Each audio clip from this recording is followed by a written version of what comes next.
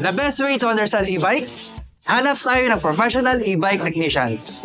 Ano po yung pinaka-hack po para mapatagal yung batteries po natin ng e-bike? Iwasan po natin mag-overcharge, sir. Tapos, mas maigi, sir, orasan po natin yung pag-charge sa battery natin, sir, para yung lifespan ng battery, sir, ma-achieve natin ng 1.5 year, more than 2 years to 3 years po, sir. Sir, pangalawang tanong, ano yung sa tingin mo coolest feature ng isang e-bike? So, yun, sir, yung mga battery niya, sir, yung harap niya, sir, mas elegant na po yung harap niya, sir. Tapos, mas maganda at saka smooth gamitin, sir, lalo sa mga pagdating, sir, sa brake, sir. Yun po yung mga safety niya, sir. Mga features regarding sa safety at syempre sa elegance ng ating e-bikes. Since marami ka na pong na-encounter ng mga customers natin, ano yung personal tip mo naman sa kanila para mas tumagal yung e-bikes nila?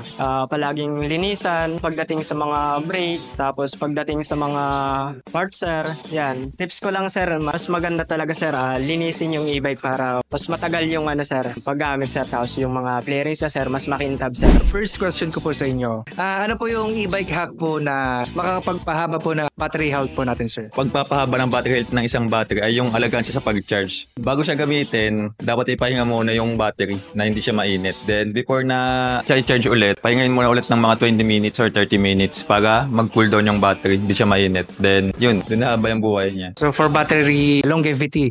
So second question po, sir. Ano po yung sa tingin yung pinaka-astig na feature ng isang e-bike? Yung pinaka-astig na feature ng e-bike ay yung alarm system niya. Yung security feature niya, maglalak yung gulong pag tinulak siya ng kung sino man natambay dyan o kaya magtitrip, ayun yung pinaka-the best na feature niya. Hindi siya basta-basta nagagalaw. Alright, so may anti-theft feature si e-bikes po natin. Alright, sir, last question ko po sa inyo.